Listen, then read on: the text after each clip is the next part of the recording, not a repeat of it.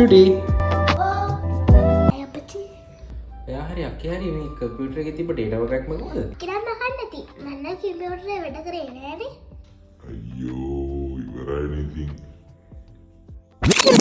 නෑ නෑ එහෙම කරගන්න අවශ්‍ය නෑ. අපිට Excel document එක protect කරන්න password එකක් දාන්න පුළුවන්. ඔයාලා දන්නවද ඒක? මුලින්ම Excel එකේ menu bar එකේ මුලින්ම තියෙන file tab එක click කරන්න.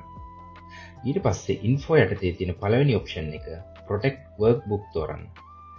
protect workbook යටතේ දෙවෙනි option එක encrypt with password click කරන්න.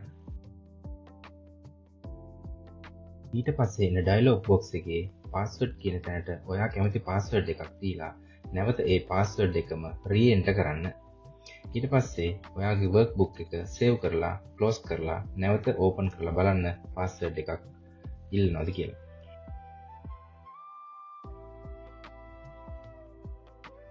මේක Excel වල විතරක් නෙවෙයි Office package එකේ තියෙන ඕනෑම application එකකට මේ password එකක් දාලා protect කරන්න පුළුවන්.